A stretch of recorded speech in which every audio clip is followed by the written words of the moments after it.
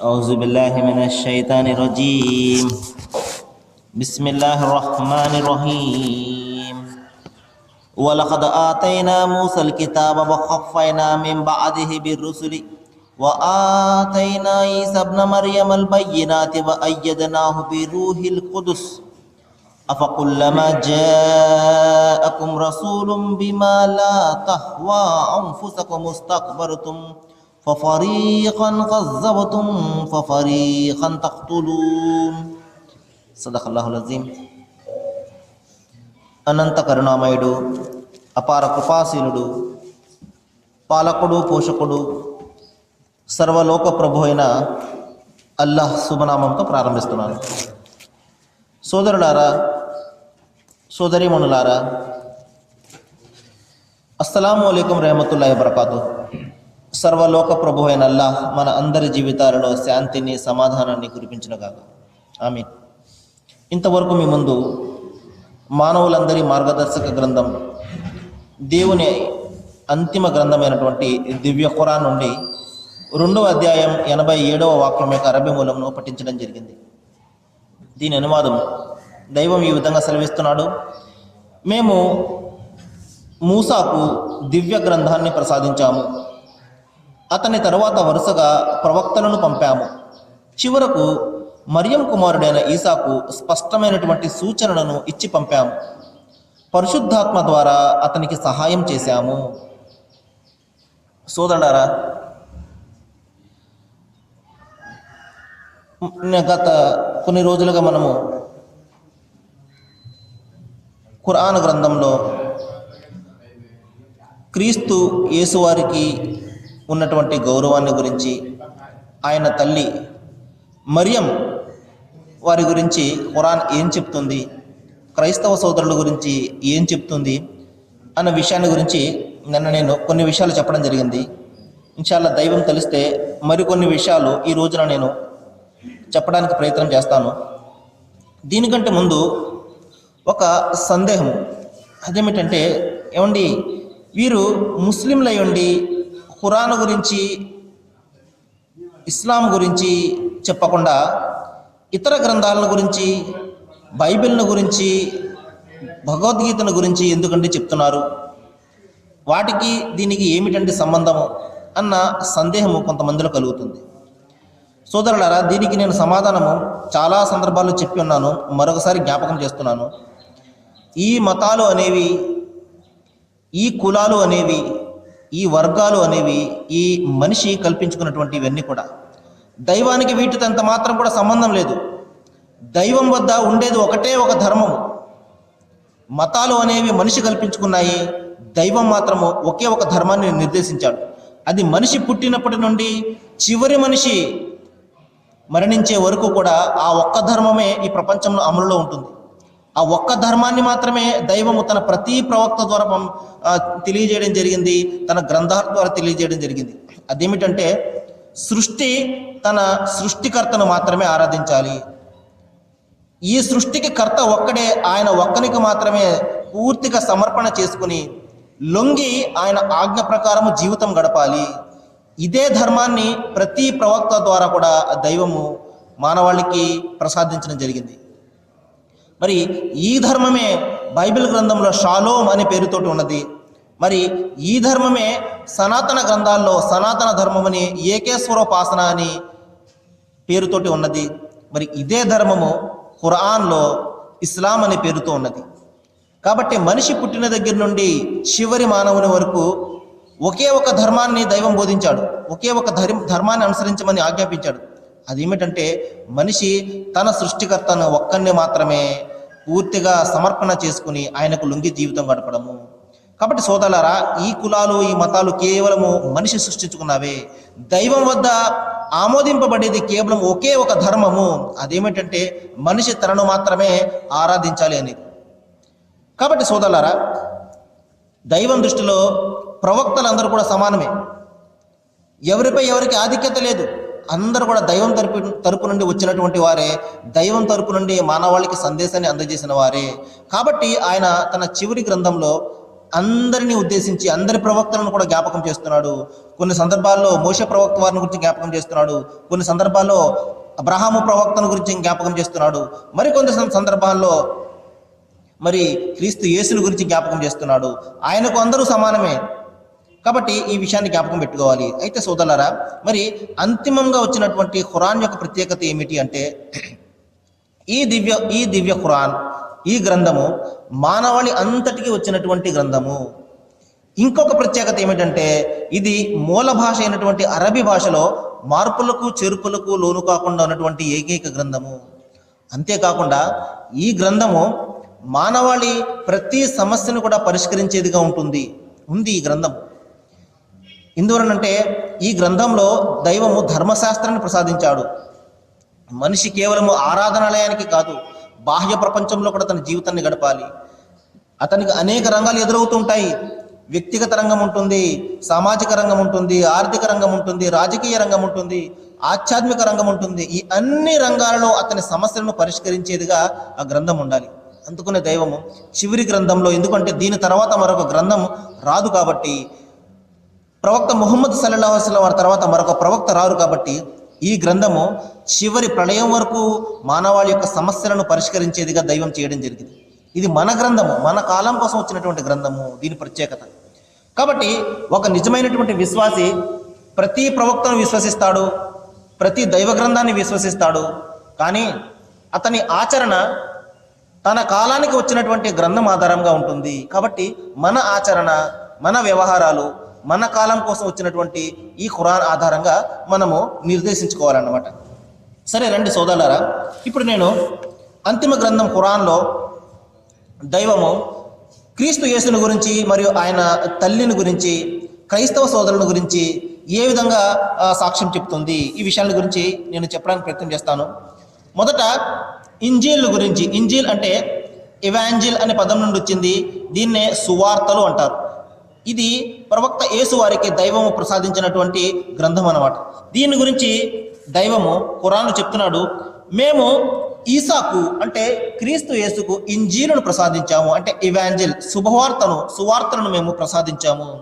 అందులో మార్గదర్శకత్వము, జ్యోతి ఉన్నాయి. అది తనకు పూర్వం వచ్చినటువంటి తౌరాతును అది ధృవీకరించేది. చూడండి సోదరులారా, మరి దైవం చెప్తున్నాడు, మేము క్రీస్తు యేసుకు సువార్త యొక్క జ్ఞానాన్ని ప్రసాదించాము. అందులో మార్గదర్శకం ఉంది, అందులో జ్యోతి ఉన్నది. ఆ కాలంలో ఉన్నటువంటి ప్రజలకు మార్గాన్ని చూపించడానికి దైవము ఆ గ్రంథాన్ని పంపించాడు. అది అంతకు పూర్వం వచ్చినటువంటి తౌరాత్ వంటి పాత నిబంధన గ్రంథాన్ని అది ధృవీకరించేది. చూడండి ఎంత స్పష్టమైనటువంటి స్వచ్ఛమైనటువంటి సాక్ష్యాన్ని ఖురాన్ బైబిల్ గ్రంథాన్ని గురించి ఇస్తుంది. చూడండి, ఇక తర్వాత క్రైస్తవ సోదరుల గురించి చెప్తుంది. చూడండి సోదరులారా, ఎందువలనంటే ఈ విషయాలన్నీ కూడా ఇంతకు పూర్వం మీకు ఎవరు చెప్పి ఉండరు. ఈ సత్యాలన్నీ కూడా దైవం యొక్క అనుగ్రహంతో మీ ముందు తేటతెల్లం అవుతున్నాయి. మరొక అవకాశం మీకు వస్తుందో లభిస్తుందో లేదో తెలియదు. చెప్పే అవకాశం నాకు వస్తుందో లభిస్తుందో తెలియదు. ఇదే చివరి అవకాశంగా భావించండి. ఇంత స్పష్టమైనటువంటి సాక్ష్యాన్ని అంతిమ గ్రంథం ఖురాన్ బైబిల్ గురించి కానీ, లేకపోతే ప్రవక్త యేసు వారి గురించి కానీ, క్రైస్తవ సోదరుల గురించి కానీ ఎంత స్పష్టంగా చెప్తుందంటే, ఏ విధంగా ఖురాన్ ఎంత దగ్గరగా ఉన్నదో ఒకసారి ఆలోచించండి. అల్లాహ్ యొక్క ఉద్దేశం ఏమిటంటే, మానవులందరూ కూడా ఖురాన్ తమ యొక్క గుండెల్లో పెట్టుకోవాలి, వారు అనుసరించాలి. ఇది వారి యొక్క హృదయాలకు ఎంతో దగ్గరగా ఉన్నది. ఇది దూరంగా లేదు. ఇది ఎవరికో సంబంధించినటువంటి గ్రంథం కాదు. ఇందులో ఎవరెవరికో గురించి విషయాలు లేవు. ఇది మానవులందరి గురించి ఉన్నాయి, మన గురించి ఉన్నాయి ఈ విషయాలన్నీ కూడా అని చెప్పి దైవము ఖురాన్ గురించి ఆలోచించాలి అన్న ఉద్దేశంతో పూర్వపు యొక్క ప్రవక్తలను గురించి ఇక్కడ జ్ఞాపకం చేస్తున్నాడు. చూడండి, క్రైస్తవ సోదరుల గురించి దైవం చెప్తున్నాడు, మరి వీరు విశ్వాసులకు అత్యంత సన్నిహితులు. చూడండి ఎంత స్పష్టమైనటువంటి సాక్ష్యాన్ని అంతిమ గ్రంథం ఖురాన్ క్రైస్తవ సోదరుల గురించి ఇస్తుంది. చూడండి, కానీ దురదృష్టం ఏంటంటే ఏ క్రైస్తవ సోదరుడు కూడా దీని గురించి ఆలోచించడు, ఈ విధంగా ఉన్నది అని కూడా తెలియదు వారికి. ఎందువలంటే ముస్లిం సోదరులు చెప్పరు, వారికి స్వయంగా తెలియదు ఇందులో ఏమున్నదో. ఇక వారి యొక్క బోధకులు కానివ్వండి, గురువులు కానివ్వండి, వారి చిన్నతనం నుండి కూడా ఇస్లాం అనేది ఇది వ్యతిరేకమైనటువంటి ధర్మము, క్రైస్తవానికి వ్యతిరేకమైనటువంటి ధర్మము అనే ప్రచారం చేస్తారు తప్పించి ఇందులో ఈ విషయాలు ఉన్నాయి, ఇంత స్పష్టమైనటువంటి సాక్ష్యం ఇది చెప్తుంది క్రైస్తవ సోదరుల గురించి అన్న విషయాన్ని ఎంత మాత్రం కూడా వారికి తెలియదు, తెలిసినా కూడా చెప్పే పరిస్థితి లేదు. కాబట్టి సోదరులారా, సావధానంగా ఆలకించండి. ఈ రోజున నేను చెప్తున్నాను చూడండి, అంతిమ గ్రంథం ఖురాన్ క్రైస్తవ సోదరుల గురించి చెప్తుంది. వారు విశ్వాసులకు అత్యంత సన్నిహితులు, వారు సత్య మార్గంలో స్థిరంగా ఉన్నవారు అనేక మంది ఉన్నారు. కొంతమంది ఉండవచ్చు, కానీ ఎక్కువ మంది సత్య మార్గంలో, అంటే క్రీస్తు ఏదైతే బోధించారో దైవం ఒక్కడిని మాత్రమే ఆరాధించు అన్న సత్యాన్ని ఎవరైతే అనుసరిస్తున్నారో వారు అనేక మంది ఉన్నారు. కాబట్టి ఇంకా అందులో దైవభక్తి గల విద్వాంసులు, ప్రపంచాన్ని తెలిసినటువంటి పాదరీలు ఉన్నారు, పాస్టర్లు ఉన్నారు అని చెప్పేసి దైవము ఇక్కడ సాక్ష్యమిస్తున్నాడు. కాబట్టి దైవభక్తి గల విద్వాంసులు ఉన్నారు, ప్రపంచాన్ని తెలిసినటువంటి పాదరీలు అందులో క్రైస్తవ మతంలో ఉన్నారు అని చెప్పి వారి గురించి ఈ విధంగా సాక్ష్యం ఇవ్వవలసిన అవసరం ఏమున్నది? ఒకవేళ ఈ ఖురాన్ అనేది యాంటీ క్రీస్ట్, అంటే క్రైస్తవ వ్యతిరేకమైనటువంటి గ్రంథం అయితే ఈ విధంగా ఉన్నతంగా సాక్ష్యం ఇవ్వాల్సిన అవసరం ఏమున్నది? ఒకసారి ఆలోచించండి సోదరులారా. ఇంకా దైవం చెప్తున్నాడు, వారు నిజమైనటువంటి విశ్వాసులు. ఒకవేళ వారు తమ జీవితంలో ఎప్పుడైనా ఈ ఖురాన్ను వినడం జరిగితే, చూడండి దైవం యొక్క మాటలు ఏ విధంగా ఉన్నాయి చూడండి. వారు క్రైస్తవ సోదరుల గురించి చెప్తూ వారిలో నిజమైనటువంటి విద్వాంసులు ఉన్నారు, ప్రపంచాన్ని పరిత్యజించినటువంటి పాదరీలు ఉన్నారు, వారు విశ్వాసులకు అత్యంత సన్నిహితులు అని చెబుతూ, ఒకవేళ వారి జీవితంలో ఏనాడైనా ఖురాన్ను వినడం జరిగితే, ఖురాన్ను ఎవరైనా వినిపించడం జరిగితే వారికి సత్యాన్ని గ్రహించిన కారణంగా వారి కళ్ళు చెమ్మగిల్లుతాయి అంటున్నాడు. వారు ఏ విధంగా పలుకుతారంటే, రబ్బనా ఇన్నన ఆమన్న ఫక్తుబ్న మా షాహిదీన్, ఓ దైవమా, ఏ గ్రంథమైతే మేము ఇంతకాలం చదువుతూ వస్తున్నామో అటువంటి గ్రంథమే ఇది కూడాను, ఇందులో ఉన్న సత్యాలనే బలపరుస్తుంది ఈ గ్రంథము, మేము కూడా సాక్ష్యం ఇస్తున్నాము, మమ్మల్ని సాక్ష్యం ఇచ్చే వారిలో మా పేర్లను వ్రాయి అని చెప్పేసి వారు అప్రయత్నంగా దైవంతో పలకడం జరుగుతుంది, నిజమైనటువంటి విశ్వాసులైతే.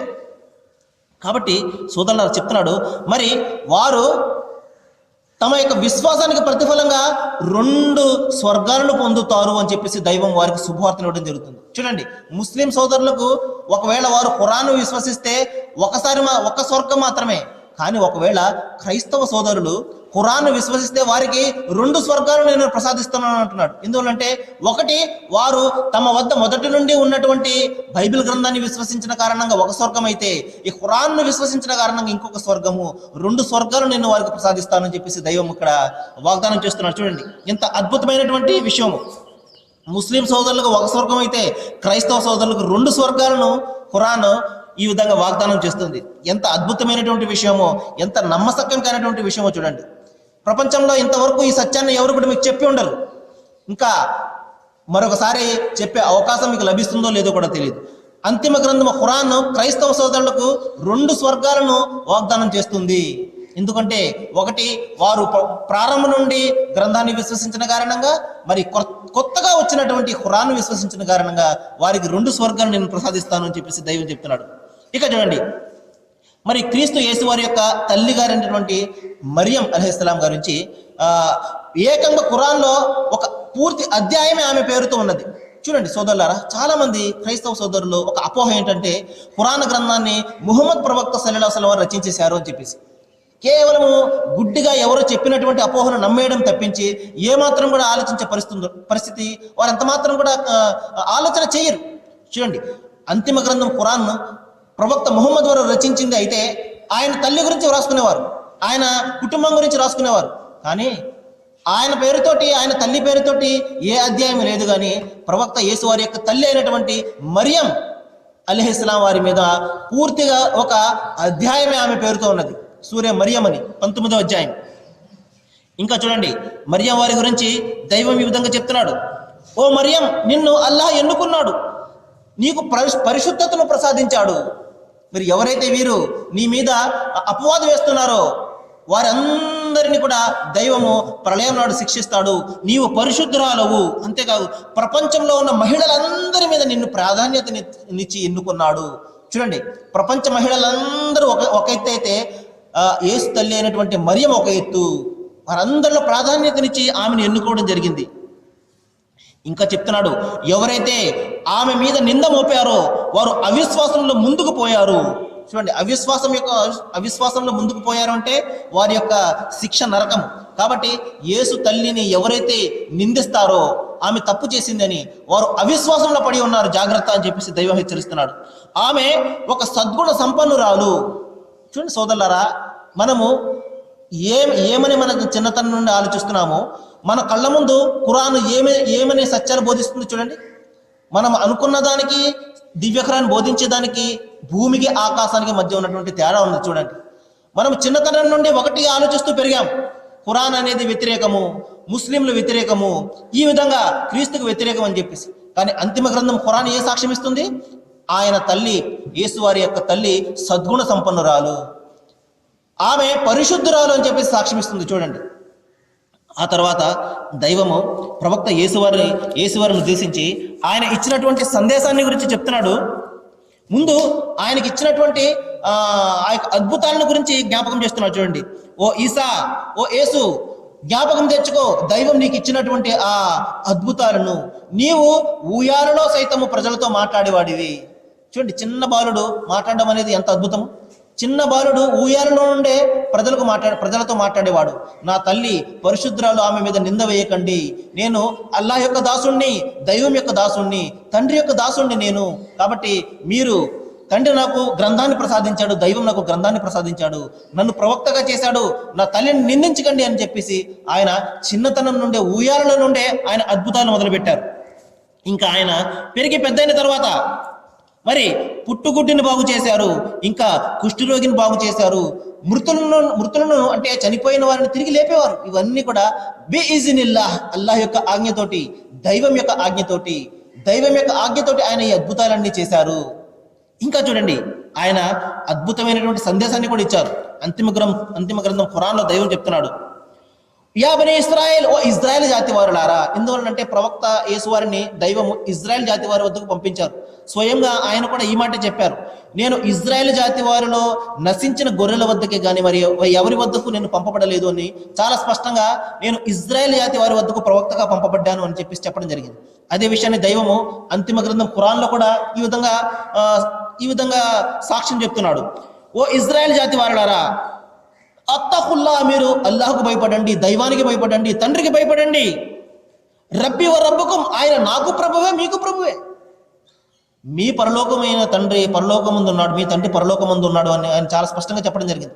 నా తండ్రి, మీ తండ్రి, నా దైవము, మీ దైవం ఆయన వద్దకు నేను ఎక్కిపోవచ్చున్నాను అన్నారు. కాబట్టి నేను ఎవరినైతే తండ్రి అని పిలుస్తున్నానో ఆయన నాకు కూడా తండ్రి, మీకు కూడా తండ్రి. నేను ఎవరినైతే దైవం అని పిలుస్తున్నానో ఆయన నాకు దైవమే, మీకు దైవమని చాలా స్పష్టమైనటువంటి సందేశాన్ని ఆయన ఇచ్చారు. ఖురాన్ దానికి సాక్ష్యం చెప్తుంది. రబ్బి వ రబ్బకుం, ఆయన నాకు ప్రభువే, మీకు ప్రభువే. వఅబుదుల్లా, ఆయనను మాత్రమే ఆరాధించండి. హాజా సిరాత ముస్తఖీం, ఇది ఒక్కటి మాత్రమే సరైనటువంటి మార్గము. ఇది ప్రవక్త యేసువారు బనీ ఇస్రాయల్ జాతి వారికి, అంటే ఇజ్రాయెల్ జాతి వారికి, యూదులకు ఇచ్చినటువంటి సందేశం. ఇంకా దైవం ఒక హెచ్చరిక కూడా చేస్తున్నాడు సోదరులారా ఖురాన్లో. ఎవరైతే మరియం కుమారుడే అల్లాహ్ అంటే మరియం కుమారుని ఎవరైనా దైవంగా భావిస్తే, దైవం ఇక్కడ చెప్తున్నాడు, అది అవిశ్వాసము, జాగ్రత్త సుమా, అందులో మీరు పడకండి. వాస్తవానికి మసీహ్ ఈ విధంగా సందేశం ఇచ్చాడు, మీరు అల్లాహకు మాత్రమే దాస్యం చేయండి, ఆయన నాకు ప్రభువే, మీకు ప్రభువే. ఎవరైతే ఇతరులకు అల్లాహకు సమానంగా నిలబెడతారో, ఎవరైతే ఇతరులను, సాటి మానవులను ఎవరైతే తండ్రికి, దైవానికి, యెహోవాకు, అల్లాహకు, ఆ పరాత తత్పరుడికి, ఆ ఓంకార స్వరూపుడికి, ఆ ఏకేశ్వరుడికి ఎవరైతే సాటిగా సమానులుగా నిలబెడతారో వారికి దైవము స్వర్గాన్ని నిషిద్ధం చేశాడు. వారు ఎంత మాత్రం కూడా స్వర్గంలో ప్రవేశించలేరు. ప్రతి ప్రవక్త కూడా ఈ హెచ్చరికల గురించి మాత్రమే చెప్పారు సోదరులారా. ఎందువలంటే ఇది ఎంత భయంకరమైనటువంటి పాపం అంటే, మనిషి ఎన్ని మంచి పనులు చేసినప్పటికీ కూడా అది బూడిదలో పోసిన పన్నీరు మాదిరిగా అయిపోతాయి, విశ్వాసం అనేది లేకపోతే. కాబట్టి దైవానికి మనం ఎంత మాత్రం కూడా సాటి చేయకూడదు. ఆయనకు సాటి సమానమైనటువంటి ఏకైక దైవం ఆయన. కాబట్టి ఆయనకు మనం ఎంత మాత్రం కూడా సాటి చేయకూడదు. మనకు మన ప్రవక్తల మీద ఎంత ప్రేమ ఉన్నా వాళ్ళని మనం ప్రేమించాలి, ఆదరించాలి, ఇంకా అనుసరించాలి, కానీ ఆరాధన మాత్రం చేయకూడదు. ఇది నేను ప్రతి సందర్భంలో కూడా మీకు జ్ఞాపకం చేస్తున్నాను. ఎందువలనంటే మనం అందరం కూడా చేసేది ఈ తప్పే. మనం అందరం కూడా మన ప్రవక్తల మీద ప్రేమతోటి ఏం చేస్తామంటే వారిని మనం దైవాలుగా మార్చివేస్తుంటాము. కానీ ఆ విధంగా చేయమని వారు ఎంత మాత్రం కూడా ఆజ్ఞాపించలేదు. దైవాగ్రహంలో మనం చిక్కుకుపోయే ప్రమాదం ఉన్నది. కాబట్టి మనము ఈ పాపం నుండి మనము ఈ తప్పు నుండి మనము ఎంత మాత్రం కూడా బయటపడడానికి ప్రయత్నం చేయాలి. కాబట్టి ఈ విధంగా ఇక్కడ ఇంకా దైవం చెప్తున్నాడు, నేను మరియం పుత్రుడైనటువంటి ఈసాను ప్రళయానికి నిదర్శనంగా పంపించాను. ప్రళయం ముందు అంటే ప్రళయం రాబోతున్నది అన్న దానికి నిదర్శనంగా ఆయన నేను పంపించడం జరిగింది. ఎందువలనంటే తండ్రి లేకుండా పుట్టడం అనే అద్భుతం ఉంది చూశారు, ప్రపంచంలో ఎవరికి కూడా జరగలేదు. అది ఒక ఆదం అలైహిస్సలాం మొదటి మానవులు అయినటువంటి ఆదాము తల్లి తండ్రి లేకుండా పుట్టడం, దాని తర్వాత తండ్రి లేకుండా పుట్టడం అనే అద్భుతము కేవలము క్రీస్తు యేసు వారి యొక్క విషయంలోనే జరిగింది. ఇంత అద్భుతం ఎందుకు చేశాడంటే దైవము ఆయన శక్తికి నిదర్శనంగా, మీరు దీన్ని విశ్వసించాలి, ప్రళయం రాబోతున్నది అనే ఒక శక్తికి నిదర్శనంగా ఆయన చేయడం జరిగింది. ఇంకా ఇంకొక విషయాన్ని నేను చెప్పి ముగించడానికి ప్రయత్నం చేస్తాను. చివరిలో దైవము ఒక మాటను అడగడం జరుగుతుంది, ఓ మరియం పుత్రుడైనటువంటి ఈసా, నీవు ప్రజలకు నన్ను నా తల్లిని ఆరాధించండి నేను బోధించావా అని దైవము ప్రళయ దినాన ప్రశ్నించడం జరుగుతుంది. ఇది అంతిమ గ్రంథం ఖురాన్ 5వ అధ్యాయం చివరి వాక్యాల్లో మనకు ఇది కనబడుతుంది. ఓ మరియం పుత్రుడైనటువంటి ఈసా, నీవు అల్లాహ్ను విడిచిపెట్టి, తండ్రిని విడిచిపెట్టి, దైవాన్ని విడిచిపెట్టి నన్ను నా తల్లిని ఆరాధించమని నువ్వు బోధించావా అని ప్రశ్నించగానే క్రీస్తు యేసు ఎంతో వినయంతో విన్నవించుకుంటారు, ఓ దైవమా, నీవు అత్యంత పరమ పవిత్రుడవు, ఏ మాట అనే హక్కు నాకు లేదో అది నేను ఎంత మాత్రం కూడా అనను. ఒకవేళ నేను అనుంటే నువ్వు నిస్సందేహంగా దాన్ని తెలుసుకుని ఉండేవాడివి. నేను ఏదైతే నువ్వు ఆజ్ఞాపించావో అది మాత్రమే ప్రజలకు బోధించాను. అదేమిటంటే తండ్రి ఒక్కడే దైవము, ఆయన తప్ప మరొక ఆరాధ్యుడు లేడు. చూడండి, దీనికి రుజువుగా మనకు బైబిల్ గ్రంథం చెప్తుంది, మీరు భూమి మీద ఎవరికి తండ్రి అని పేరు పెట్టకండి, ఆయన ఒక్కడు మాత్రమే పరలోకమందు ఉన్నాడు అని. ఇంకా దేవుని ఒక్కరికి మాత్రమే మీరు మొక్కి ఆయనకు మాత్రమే సాగిలపడండి అని చెప్పేసి ఆయన చెప్పడం జరిగింది.